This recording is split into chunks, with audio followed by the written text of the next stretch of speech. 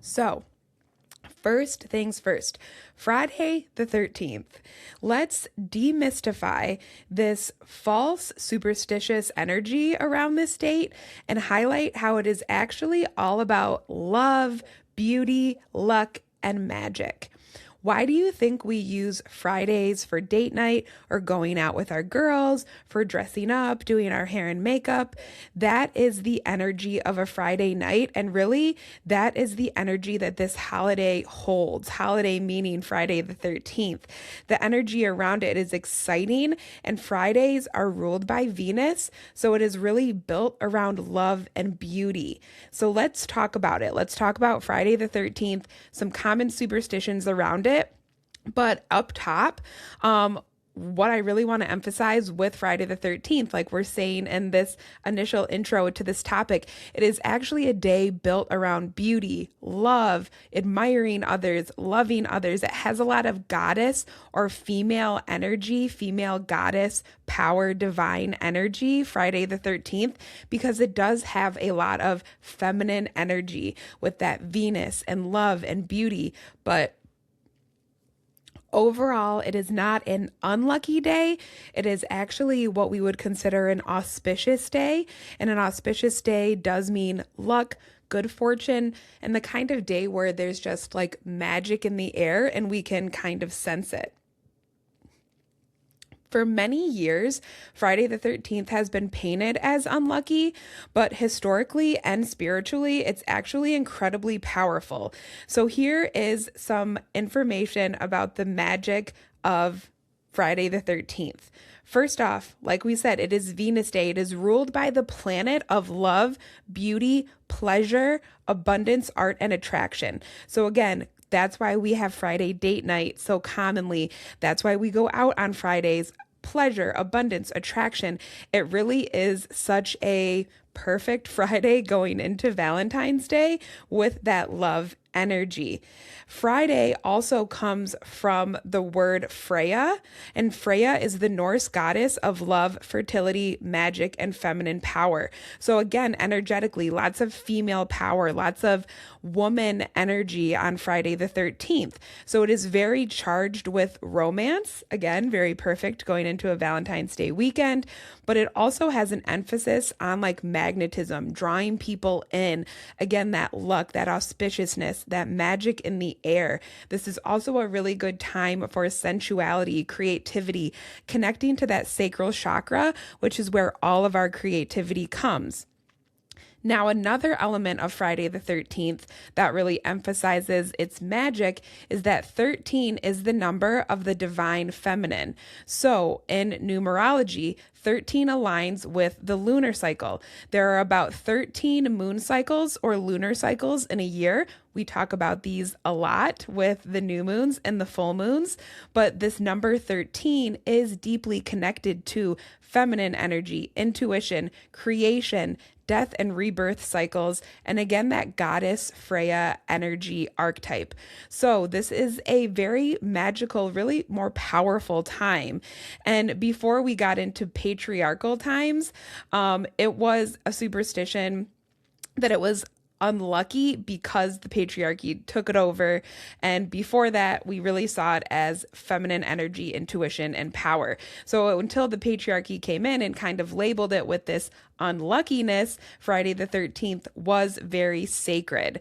And it represented a lot of the time transformation and power, which is why you do see lots of mystical people, witches, using Friday the 13th to harness that energy, to do spell work, to set intentions, to light candles, because that number 13 is so sacred. And Friday the 13th has that extra magic energy around it. So let's go through some very common superstitions around Friday the 13th, and again, kind of demystify them or debunk them for you so you can see that this is really a day of fun, magic energy and not bad luck. So, a very common one, black cats crossing your path. This was often linked to witches as well as bad luck in Western superstition, but originally cats, especially black cats, are seen as intuitive guardians and protectors. So lots of, energy around black cats is, of course, connected to witches. It's very common in pop culture and media for us to see a witch with a black cat. Think Kiki's Delivery Service, Practical Magic, movies like that. But again, black cats were originally seen as protectors and intuitive guardians. Lots of superstition around black cats is that if they keep coming into your life, they are there to protect you and to be your guardians, to look out for you spiritually. I have two black cats that wandered into my life. We rescued both of them. We did not go seek them out. So I do think that is pretty fitting. And in many cultures, especially parts of the UK and Japan, black cats actually mean good fortune. And I definitely agree with that. I love my black cats. I do think of them as little protectors. So there is not that really negative superstition around black cats that we see often with Friday the 13th. Now, another common superstition, which we don't hear about as much anymore, but again, this is very commonly tied to Friday the 13th or being unlucky, and that is walking under a ladder. While there's not many ladders around anymore for us to walk under, this was said to bring bad luck because a ladder leaning against a wall forms a triangle, which we do consider to be a holy shape or a sacred shape, the Trinity, the power of three, all that kind of stuff. And breaking that triangle was thought to disrupt sacred energy or sacred geometry. Now, sacred geometry is not something we've talked a lot about in this podcast, but it really is the energy of certain shapes, symbolism, the duality of shapes, and the energy that they bring. Sigils are a big part, I would say, of sacred geometry. Sigils are certain symbols that mystical people will use for protection or different intentions. So we'll have to get into sigils and all of that another day. But back to our superstition of going under ladders, that magically came from that idea of disrupting the sacred geometry of the triangle. So again, very old kind of knowledge even around that superstition, but it is basically about not disturbing sacred energy. So the way I would think of that now almost is just holding reverence when you're in a sacred place, like a park or a cemetery. You wouldn't want to disturb that kind of sacred energy, or really anywhere that you feel sacred energy. And even saying a church and cemetery, those seem like very obvious. And they are obvious places of sacred energy where we show respect. But maybe even think if you see a little altar set up on the side of the road or in a business, holding reverence for that and not disturbing sacred places or sacred energy like that is really the message behind that superstition. Now, another superstition we've all heard is breaking a mirror equals 7 years of bad luck. Now, on this podcast, we've talked about how mirrors and symbolism are really reflecting back to yourself, looking inward, that very infamous self-awareness. So it is a bit that idea of not being real with yourself, right? Not being real with your soul when you break a mirror. And it symbolizes fragmenting your spirit. So again, we think of mirrors as a reflection of ourselves, our inner selves and our outer selves, really. So when we break a mirror, that is kind of breaking that fragment of our soul, again, maybe disturbing the self-awareness that we may be working on. The 7 years ties to the ancient Roman belief about life cycles renewing every 7 years. The modern take, of course, is that it's symbolic of identity shifts and transformations. So again, the 7 years, there is a little bit of that Roman cycle thought of every 7 years rebuilding your life. But I, again, really resonate more with and also feel that if we are breaking mirrors, it symbolically represents, not seeing ourselves clearly, not having that self-awareness. And of course, I have to say, one of my favorite forms of self-awareness is tarot, is meditation, to quiet our mind, to actually think about where we are and what we're doing is a very powerful tool. So embrace the energy of mirrors in your life by practicing self-awareness and reflection. So those are our common kind of, fear superstitious anxiety things tied around Friday the 13th. Again, I want to emphasize that none of that is real. If anything, Friday the 13th is a very auspicious, magic, lucky day. That is why we see so many mystical people or witches doing spell work or getting together on Friday the 13th or having some kind of gathering of energy on Friday the 13th, because it is so powerful. And again, 13 is that sacred number in numerology connected to really a lot of magic, witches, covens, and things like that. So it really isn't evil. This holiday is really more misunderstood and has a lot of love and feminine energy around it. So we do have another Friday the 13th next month in March. So that's even more magic and auspicious energy coming our way. So you can use some of this knowledge of what you've learned about Friday the 13th next month in March as well. I love Friday the 13th. I always try to plan something fun to do that day because I want to tap into that auspicious energy. I do have a lot of fun things planned for this upcoming Friday the 13th this week, so that will be very fitting. But again, huge love energy this weekend, with Friday the 13th being that. Now, another exciting thing we have coming up next Friday is another Friday the 13th. So we had a Friday the 13th in February. I did an episode kind of breaking down the common superstitions, where they come from, and what Friday the 13th actually means, which is actually has an origin of being very positive and representing divine feminine energy and love and beauty. And that is the Friday the 13th that I lean into, not the kind of spooky, superstitious, scared of black cats things that we see in movies and in pop culture. It is a day of beauty, of love, of connection, and that is how we choose to celebrate it. So if you want to know more about just the kind of that origin of Friday the 13th, definitely go back and check my episode from February. It would have been like the first or second week of February, and you can hear about the superstitions, where they come from, and all that kind of stuff. But this March, we are so blessed to have another Friday the 13th. I actually think of them as very fun, very exciting, and a day of like love, beauty, and that divine feminine energy. So as we talked about the superstitions and set the record straight, we also want to talk about some beautiful things you can do on Friday the 13th to connect to the love and beauty around you. So a reminder that Friday is ruled by Venus, and Venus is the goddess of love and beauty. So again, that is what we are going to focus on tapping into when we have another Friday the 13th next Friday in March. So here are a few things or rituals you can work into your day next Friday the 13th to embrace that love and beauty. Number 1, date night. This is very commonly brought up about Friday the 13th. Why do you think Friday is kind of known for date night, or the night to dress up and go out? So if you want to just take that straightforward, like tip right there, have a date night on Friday the 13th.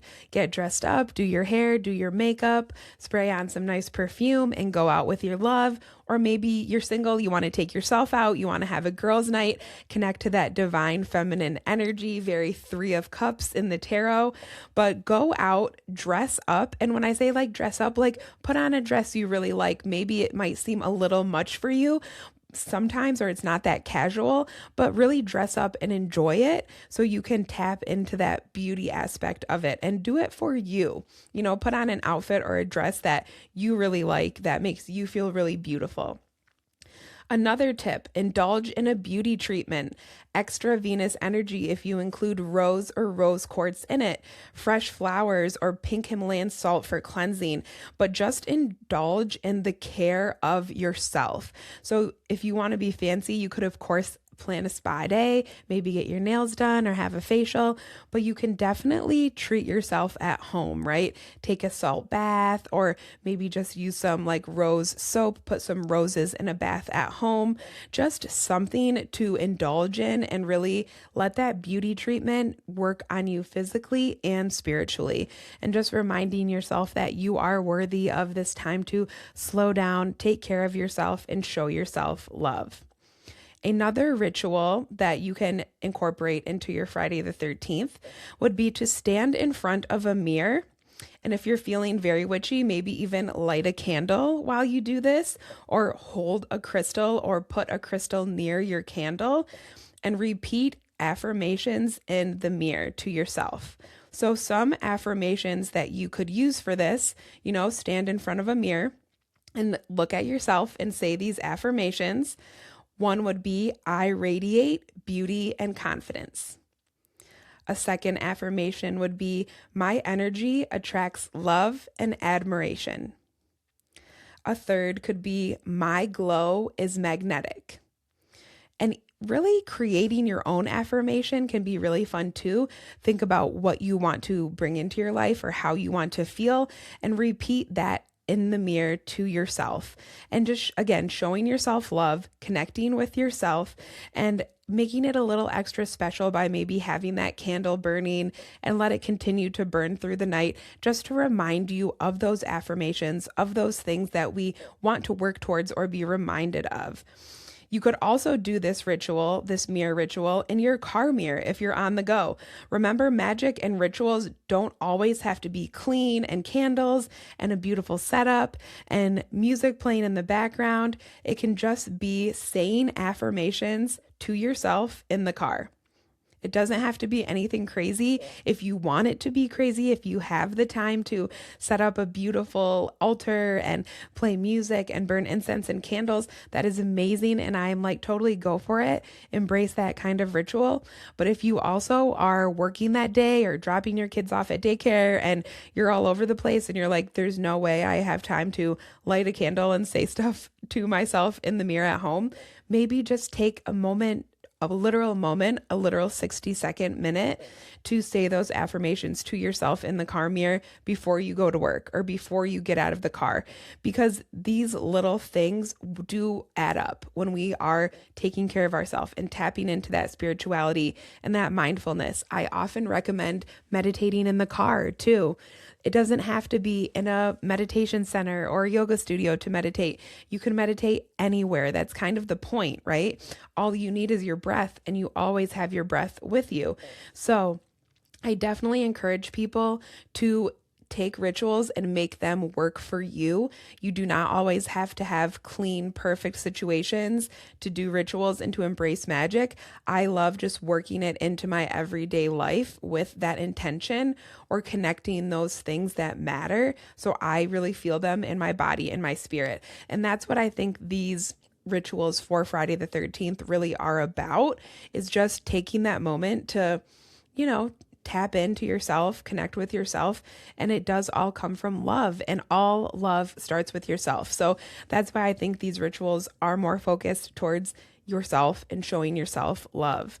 So I highly recommend saying the stuff in the mirror, because it is just a very simple way to ground and remind yourself of who you are. Another thing you can do on Friday the 13th is bless or charge your perfume or your body spray by placing crystals next to it, especially with the energy that you want to carry. So you could place carnelian by your perfume if you wanted more confidence, or you could put amethyst there if you wanted more peace. Rose quartz would be great for love, and citrine would be wonderful for money and power. But just place these crystals, or any crystals that have the energy you're desiring, around your perfume or body spray. And remember, you are spraying that energy onto yourself when you spray your scent onto yourself.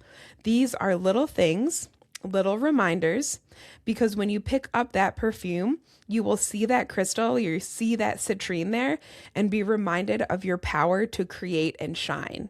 So, hell yeah, definitely put some crystals around your body spray, or maybe just even on your dresser or where you get ready, so you can imbibe that energy in the products or the jewelry, the perfume that you're wearing with you throughout the day.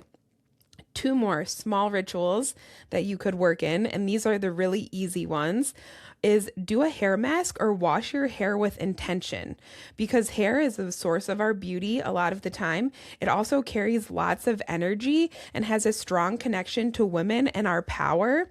So give it some extra love on this Friday the 13th to celebrate that divine feminine energy that comes from this day.